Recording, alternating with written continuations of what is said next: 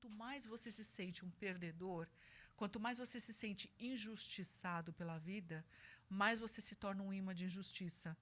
Mais você se torna um perdedor, mais você atrai perdas, porque você atrai aquilo que você está sentindo. O sentimento tem um poder fantástico, tem um poder de magnetizar coisas na sua vida. Então, não adianta, como eu estava contando, né? Quando eu me separei, eu desejava tudo de ruim acontecesse para o meu ex-marido, acontecia para mim. Por quê? Porque quem estava sentindo o ódio? Quem estava sentindo a raiva era eu. Eu estava tomando veneno, esperando ele morrer. Quem estava morrendo era eu. Quem estava atraindo as coisas negativas era eu. Então, a gente não tinha esse conhecimento de que a gente cria a realidade. E a gente, aquela coisa, é mais fácil achar que o outro pôs macumba? É mais fácil achar que o outro está com inveja? Não, ele está com inveja de mim. Eu não posso contar nada, zíper na boca, porque ele é tão invejoso que ele não pode saber nada, não vai saber de nada que eu estou fazendo, porque se ele souber, vai dar tudo errado. É mais fácil eu acreditar. Só que se eu acredito e eu dou o poder para o outro, é mais fácil, mas não muda a minha vida. Eu só mudo a minha vida a partir do momento que eu tenho consciência de que eu estou criando, de que se algo não está legal na minha vida, eu criei. É difícil? Pô, mas Beth, você não tem noção. Vem aqui ver minha situação, Beth. Eu não tenho dinheiro nem para comprar um leite para o meu filho, nem um pão para o meu filho. Eu criei isso? Não, mas você não quis criar. É inconsciente. 95% do que tem na sua mente inconsciente está criando coisas. Você está agindo no piloto automático, você nem sabe o que você está fazendo. Você está fazendo coisas que estão te levando para o precipício sem perceber. A gente estava assim. Mas era macumba que tinham feito, entendeu? Na nossa visão. E não adiantava nenhum padre benzer a nossa casa, porque a gente continuava atraindo desgraça. Entende? E a gente só começou a mudar mesmo a vida da gente quando uma amiga da minha mãe, que era vizinha, que na época frequentava uma religião, tinha se curado do câncer, e ela levou a minha mãe. E nessa religião, eu aprendi sobre gratidão. Essa pessoa me ensinou sobre gratidão. E ela ensinou porque conversando comigo, ela falou para mim, Beth, você tem que parar de olhar para tudo que não está dando certo, porque quanto mais você olha para tudo que não está dando certo, mais disso você cria. Agradece pela sua vida. E eu estava tão cega, tão cega, tão cega, que eu falei para ela, mas eu não tenho nada para agradecer. Nossa. Nada para agradecer. É difícil imaginar essa frase saindo da sua boca. Mas eu já falei. Pois é. Eu não tenho nada para agradecer. Porque naquela época, o meu pai tinha feito uma dívida gigantesca impagável com a agiota. Não dava para pagar. Todo mundo disponível para o mercado de trabalho. Sua avó tinha falecido. Minha avó falecido. O meu avô estava com enfisema pulmonar. Meu avô fumava. Nossa, ele não parava de fumar, estava com enfisema pulmonar. Meu avô veio morar com a gente. A casa, assim, você entrava na cozinha da minha casa, você não conseguia abrir a cortina de fumaça, assim, que ele fumava o dia inteiro, para você poder enxergar meu avô. E não tinha como. Nossa. Não tinha como, não.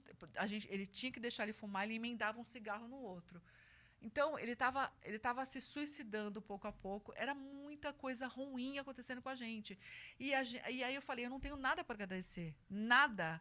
O meu pai é ameaçado de morte pelo agiota. O agiota vai matar meu pai. Porque meu pai não tem como pagar. Nem que a gente volte a trabalhar trabalhar um ano, a dívida é muito grande. O meu avô, a minha avó morreu. A minha mãe estava com depressão de cama. O meu avô tem enfisema pulmonar. O meu pai não tem dinheiro. Eu tenho que agradecer o quê? E a minha família está em pé de guerra ainda. A gente só não se matava. A única coisa boa é que a gente estava junto. Sim. Porque era muita briga. Muita briga. Todo dia. Pé de guerra mesmo. E aí ela falou, aí ela me fez acordar. Ela falou, Beth, é por isso que vocês estão passando por tudo isso. Vocês são ingratos, você é ingrata. Olha a sua vida. Você tem um teto para morar. Você não está morando debaixo da ponte, você tem um teto, você tem uma cama para dormir. Quando você deita, agradece o travesseiro, agradece o cobertor.